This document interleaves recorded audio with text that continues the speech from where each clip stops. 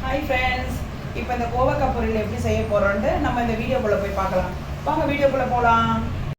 Hi guys, welcome to trending சமையல். இன்றைக்கி என்ன பார்க்க போகிறோன்னா சும்மா சிம்பிளான 10 நிமிஷத்தில் ஃப்ரெண்ட்ஸ் இது ஆகக்கூடியது என்னென்னா கோவக்காய் ஃப்ரை அப்படிங்களா. என்னென்னா இது கோவக்காய் ஃப்ரை எப்படி பண்ணுறதுனா ஒன்றுமே இல்லை ஃப்ரெண்ட்ஸ். இதை இப்போ இந்த பாருங்க, நான் கோவக்காய் எடுத்து வச்சுருக்கிறேன்.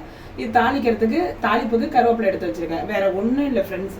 இதை மட்டும் நீங்கள் வந்து எண்ணெயை ஊற்றி இது கருவேப்பிலையை மட்டும் தாளித்து அது நல்லா இதை ஃப்ரை ஆகிட்ட பிறகு அதுக்கப்புறம் கோவக்காவை போட்டு மிளகாத்தூள் போட்டு பிரட்டி வைக்கணும் ஃப்ரெண்ட்ஸ்.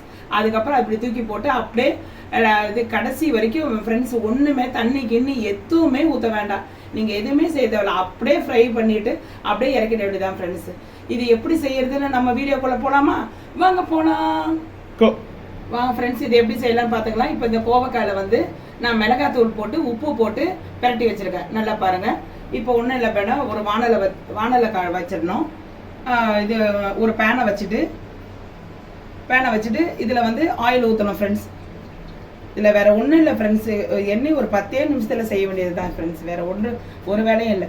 இப்போ ஆயில் சூடாக விட்டுரும் ஃப்ரெண்ட்ஸ். ஓகே ஃப்ரெண்ட்ஸ், இதை இப்போ வந்து எண்ணெய் காஞ்சிச்சு, கருவேப்பிலையை மட்டும் போட்டுடலாம். வேறு ஒன்றும் இல்லை ஃப்ரெண்ட்ஸ். கருவேப்பிலை காஞ்சிச்சு நம்ம இது பண்ணி வச்ச ஃப்ரை இது மிளகாத்தூள் பண்ணி வச்சுருக்கோம் இல்லைங்களா, அதை மட்டும் போட்டுடலாம். அவ்வளோதான் ஃப்ரெண்ட்ஸ். இது நல்லா இது ஃப்ரை ஆகிட்டது. எண்ணெயிலே தண்ணி கிண்ணி ஊற்றக்கூடாது ஃப்ரெண்ட்ஸ்.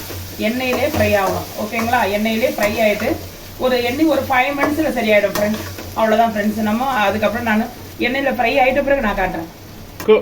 ஓகே ஃப்ரெண்ட்ஸ், இதை பாருங்க முடிஞ்சிச்சு. இவ்வளோதான் ஃப்ரெண்ட்ஸ். இந்த மாதிரி நல்லா கொஞ்சம் முருவி வந்துச்சுங்களா, இந்த மாதிரி அந்த பச்சை கலர் அந்த கோவக்காவுடைய பச்சை நிறம்லாம் மாறிடுச்சிங்களா, இதுதான் ஃப்ரை ஃப்ரெண்ட்ஸ். வேறு ஒன்றுமே இல்லை.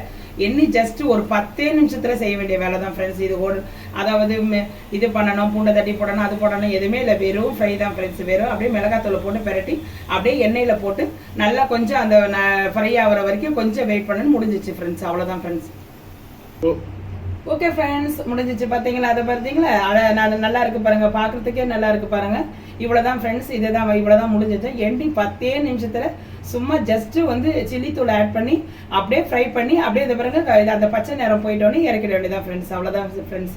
நம்ம கண்ணை திறக்கிறதுக்குள்ள இந்த டிஷ்ஷை முடிச்சிடலாம். இது சாம்பாருக்கு, ரசத்துக்கு கோவக்காய் ஃப்ரை சூப்பராக இருக்கும் ஃப்ரெண்ட்ஸ். இந்த வீடியோ உங்களுக்கு பிடிச்சிருந்தா லைக் பண்ணுங்க, ஷேர் பண்ணுங்க, சப்ஸ்கிரைப் பண்ண மறந்துடாதீங்க friends. Okay friends, thank you friends. Thanks for